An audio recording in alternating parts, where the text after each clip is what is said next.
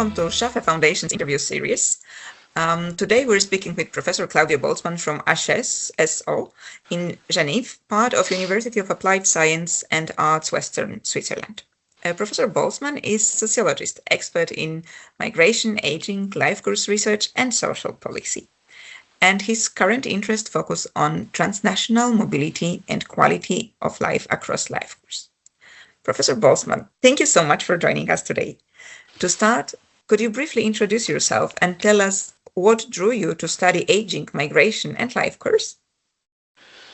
Thank you very much, Professor Urbaniak, for your invitation to this interview.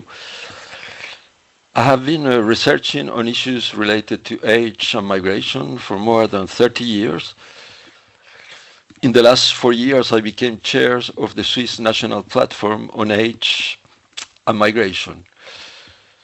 Why this interest in this field as a researcher and also as a citizen? Since I was a student in sociology, first in Paris and afterwards in Geneva, issues related to migration interest me because, for me, migrations are an essential part of human history. I had also the opportunity to interact with many people with a migrant background, and I found that their experiences were fascinating and not very well known. On the other hand, my PhD professor, Christian Lalive-Depinet, was a specialist on aging and life course, and he allowed me to discover the world of older people from a life course perspective.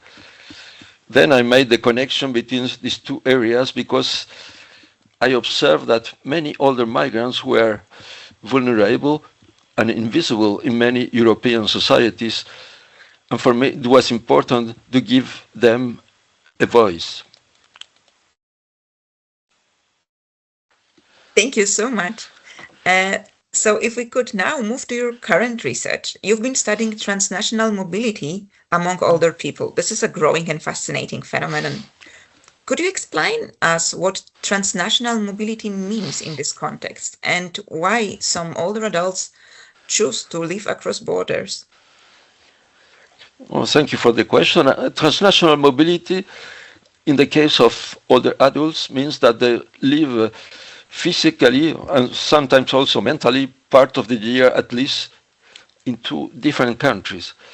As you say, they live their lives across state borders. The reasons are several. I would say there are at least three figures of transnational mobility among older adults. The most numerous are older immigrants. They came to a new country to work as young adults. Most of them had the project to come back to their country of origin after some years of work. However, they settled down for a longer period, as very much longer as they imagined, because they founded a family in the new country, and also for many other different reasons that don't have the time to develop here. But anyway, the short-term provisory became a long-term provisory for them. And at the moment of retirement, they had the opportunity to return, but their children and grandchildren will not return. They had also many friends in the country where they spent most of their adult life, but they had also strong links in their home country. They wanted to keep connected with both countries that were relevant for them. Thus, they choose to live part of the year in one country and part of the year in the other, and they thought that was the best solution for them. Other adults, and this is the second figure, move from some period of the year to the country where their children and grandchildren are living. It is mainly the case of older women that travel to help caring for their grandchildren during some critical periods, for instance, after a birth or when both parents work and do not have care solution in place. But also sometimes they also travel just to spend some time with their family. Scholars named this older woman flying grannies. And the third case is the one of older adults looking for a better quality of life in cheaper countries with a better climate. They come mainly from northern countries and settle in southern countries, especially during the fall and the winter, and come back to their home countries during the tourist and very warm season, especially in summer. Because of this, this kind of seasonal mobility, they are called by scholars swallows. And if you could let us know, like from your research, what you were able to establish, how does living transnationally influence well-being? So, for example, access to healthcare, social protection, or sense of belonging. Oh, I think the issues you mentioned are very important for the well-being of older adults on the move. And I will also add the legal issues. Indeed, I think the ideal situation for practicing transnational mobility is to have double nationality. In that case, there are no legal barriers to stay part of the year in one country or the other. If older adults have only one nationality, they must be aware of the restrictions allowing them to maintain the right of residence in another country. For example, they must juggle with the fact that if they leave their country of residence for more than 3 months, that is just an example, they may lose their resident permits and rights, which could be quite dramatic for them. Most people that are experiencing transnational geographical mobility are in good shape. Enjoying a good health is one of the conditions allowing this way of life. However, an accident or illness can affect their quality of life, and then it is very important to have access to health care. This is possible in the country of their main residence.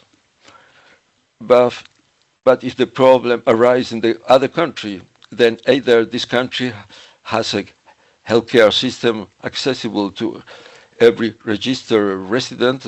This is the case, for instance, of Spain, or other adults need to have private insurance that cover healthcare in another country, or they have to pay for healthcare out of their own pocket, which can be very expensive. So can you think of... Just maybe I will add that regarding social protection, the possibility of exporting the amount of the retirement pension from one country to another is very important. If there are administrative or technical obstacles, this makes it very difficult to enjoy an economic well-being.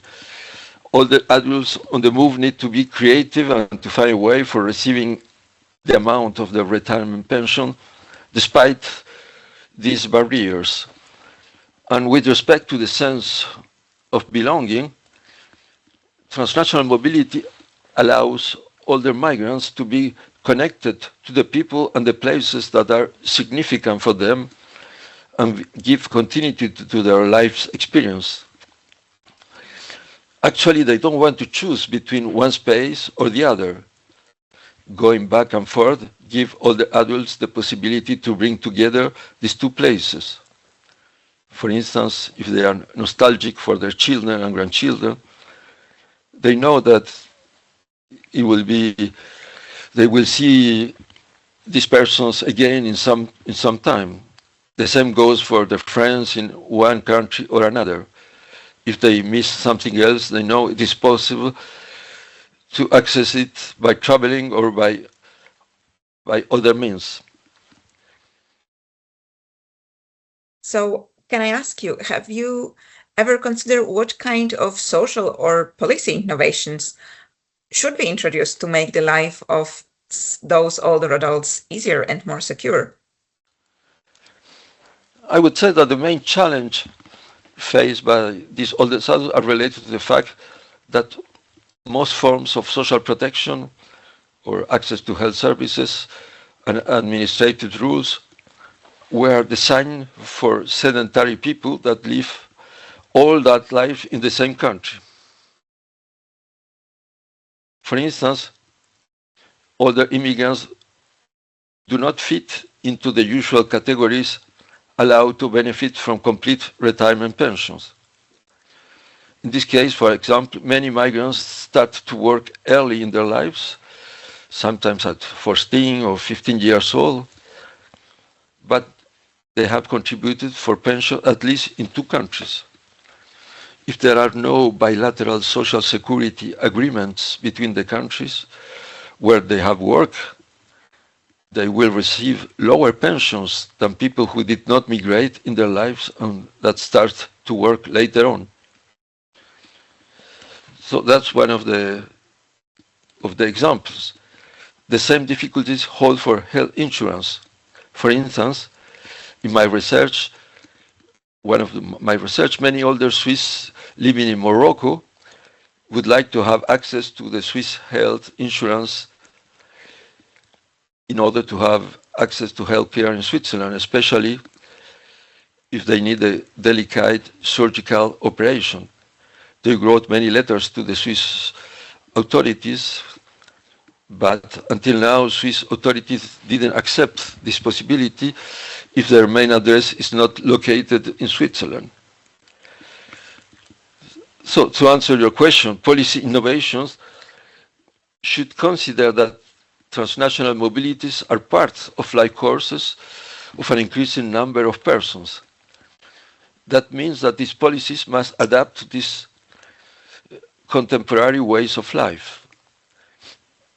The consequence is the need for social or health policies that are better coordinated between states, more supra-state agreements as there is within the European Union, or at least bilateral ones that take transnational mobility into account and do not penalize it.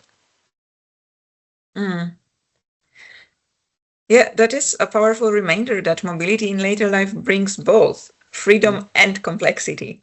So I suggest now we turn to another important aspect of inclusion, so the role of digital technologies.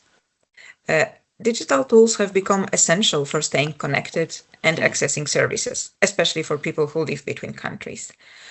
So I wanted to ask you, how can technology support older adults who live transnationally, for example, helping them keep in touch with family, access healthcare remotely, or manage administrative tasks? Yeah, as you say, digital tools are very important for older adults, especially if they are on the move, because they allow staying connected and to keep in touch with their families, friends, and other significant persons living elsewhere. Many older mobile people have an iPhone. They use WhatsApp and other instruments to communicate with their family. Some communicate almost every day in this way with the family members living far away.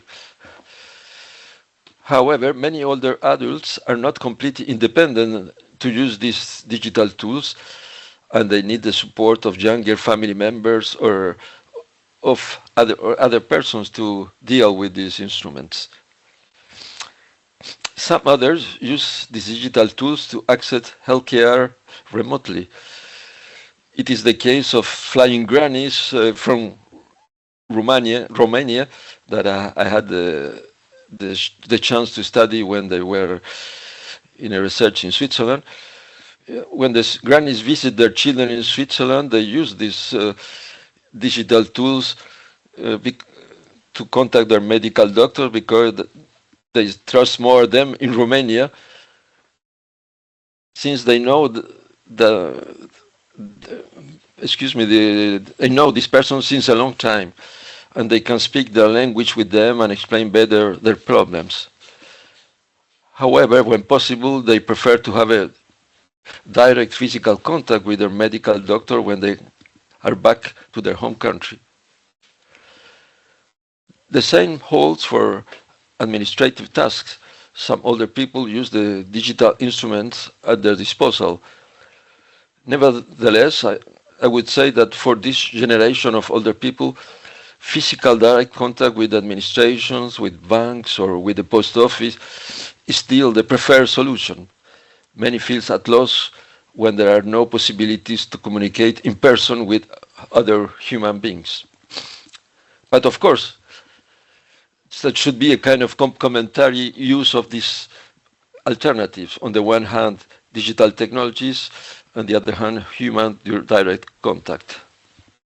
So from you said, it seems that technology can be barrier and enabler. So I wanted to ask you, in your view, what's needed to make digital solutions more accessible and meaningful for older migrants or mobile retirees so that technology is rather enabler than a barrier? Yeah, I think digital solutions are quite interesting for older migrants, that also for mobile retirees, and more broadly speaking, I would say for older adults in general, if the conditions are met to integrate these digital technologies in their daily life. And which are these conditions? On the one hand, enough time and opportunities for learning to use these digital tools, and possibilities of direct interaction and supervision, even at distance when there are difficulties with the use of these digital tools. This means that other adults need support and alternatives during the transition period in order to appropriate these technologies. Indeed, most of this generation of older adults were not socialized or partially socialized to these digital tools.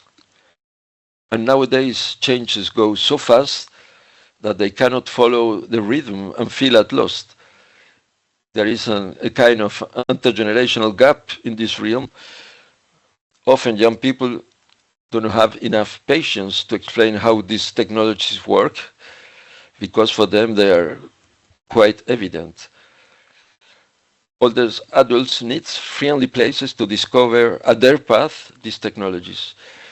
They need training to master them and also to exchange experiences with other older adults to learn from each other and build a kind of community of practice. Fortunately, there is a growing number of places where older adults can learn to use these digital tools, and these places are very useful. However, we should be aware that older adults and older migrants are not a homogeneous group. Many have already some knowledge about digital tools and master very quickly these instruments, while others are not familiar at all with them. They need much more time and practice to appropriate these tools. Places of training addressed to this second category of older adults should be more numerous, and these older adults should have the opportunity to practice this technology as much as possible in secured places not far from their homes. Ideally, there should be a point of contact nearby to turn to when these people encounter a problem with digital technologies. So thank you for this, because that connection between technology, well-being, and inclusion is at the heart of SHAFE's mission. So now I would like us to move how the places we live in, so our homes and communities, shape the quality in later life. And I wanted to ask you about your perspective. What makes a place truly age-friendly and welcoming for people who divide their time between countries? I think that what makes a place truly age-friendly and welcoming is not so different for other adults on the move than for more sedentary older adults, even though there are, of course, some differences. I think all older adults need first equipment suitable for other adults in their homes in both countries. For instance, cool spaces when it's too hot outside, heating when it's too cold, good internet connections, somebody that can support them in case of technological problems, adaptations for accessing the house or moving around inside the house in the case of difficulties, for example, related to disability, a private space in case they live in one of their children's home part of the year. These, I would say, that in the dimension of equipment. Second, another important dimension is to have people nearby with whom they get along well and can communicate in their mother tongue or in the language they practice every day. People that can help each other and do leisure activities together. These people can be family members, friends, neighbors, members of their ethnic or religious community, etc. The third dimension, I would say, are services accessible on foot or with public transportation close to home. By services, I mean, for instance, shops, post office, health services, banks, cinema, restaurant, etc. The fourth dimension are adapted facilities that allow for discover their close environment. That means relaxing walks with adapted signage for crossing the street, benches to sit on, car-free streets, three-line spaces, places to walk, dogs or other pets, bike lanes, etc. And fifth, I would say that a more specific facility for older adults on the move is a good transport connection and accessible price between both countries and regions. That means by train, plane, bus, or car. This could be, I think, at least some of the important dimensions, the 5 important dimensions that could be taken into account for aging well. Perfect, thank you. And how do you think the local communities and care networks can adapt to support older adults who live in between places, ensuring continuity of care, connection, and belonging? I think you touched upon it briefly already before in our earlier questions, but if you could bring it all together. Oh, thank you for these interesting questions that concern 2 types of actors. I will refer first to care networks and then to local communities.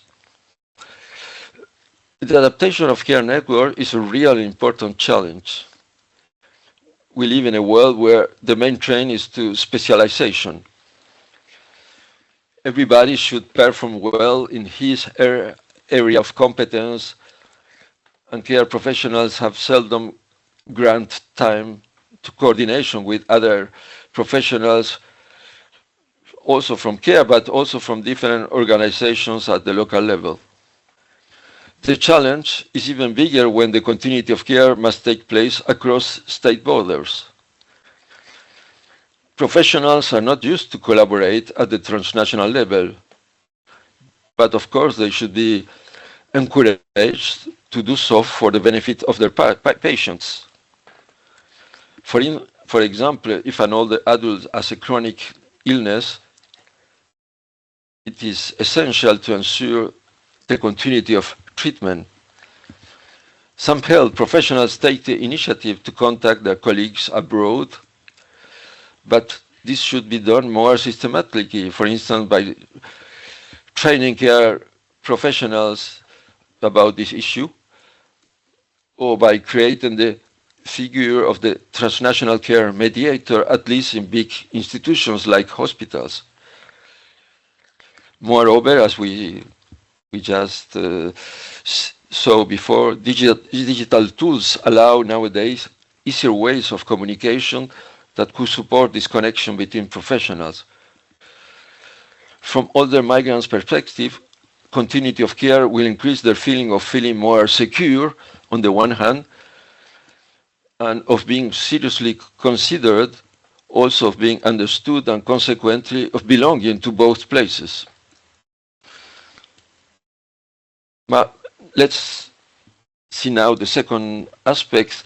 For local communities, the challenge is increased awareness about the fact that local is not separated from the global today. It is to accept that their composition is more diversified and that mobile older adults are becoming also part of the community. In a more concrete way, it means that the need to adapt the institutions and the services to this diversity and mobility. This means a kind of small mental revolution.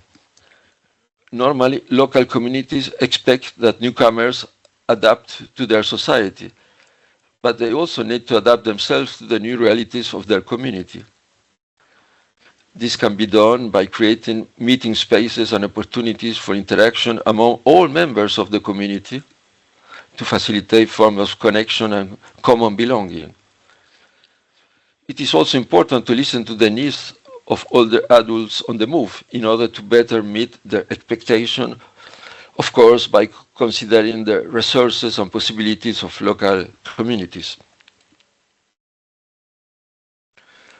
That, I would say, are the important points to consider for this aspect.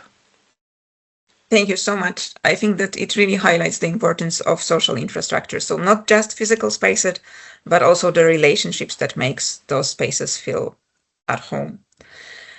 So now that we're going slowly to the end of our meeting today, I would like to step back and reflect on the bigger picture. So based on your research, could you tell us what does aging well mean in a world where mobility and diversity are increasing? Yeah, that's a very important question. I would say that in contemporary societies, aging well means that older adults with different ways of life can find a place in the societies where they live that enable them to meet their needs and expectations. This implies more fluid societies with more flexible institutions and services that acknowledge that there is no standard figure of the older adult, but a great diversity and that everyone deserves careful attention. For older adults on the move, aging well means the possibility of going back and forth between countries without legal and administrative constraints, to have access to social protection and to care and health services, to have the possibility of living in friendly environments, to keep in contact with significant people that are important for them, to have the opportunity to participate on issues that are relevant for them, to have the possibility of being useful to others if they estimate that it is an important question for them, to feel accepted and respected by the others in the societies where they live. These are some of the, I would say, the significant dimensions for aging well. Probably I forgot some, but if at least we take into account these ones, it could be a great step forward. Perfect. Thank you. So finally, I wanted to ask you, what is the message you would like to share with those working across Europe to build societies that are truly smart, healthy, and age-friendly? I think this purpose is both very promising and very challenging because there are many barriers to build societies that are truly smart, healthy, and age-friendly. However, this commitment is worthwhile because it allows us to envision societies that are friendlier, more equitable for everyone, and where each person feels that there is an unconditional and meaningful place for her or him in the world. I think we need more than ever an horizon that bring hope based in concrete and sustainable goals. Thank you very much for having the opportunity to give my opinion and talk about my research on these areas. Professor Bolzman, we're really very grateful, and thank you so much for sharing your insights with us today. Your work reminds us that aging, mobility, and well-being are deeply interconnected, and that inclusivity must extend across borders, disciplines, and generations. To our listeners, if you would like to learn more about Shafe Foundation and our initiative to create smart, healthy, age-friendly environments, please visit our website. Thank you very much for today and hopefully talk to you soon. Thanks to you.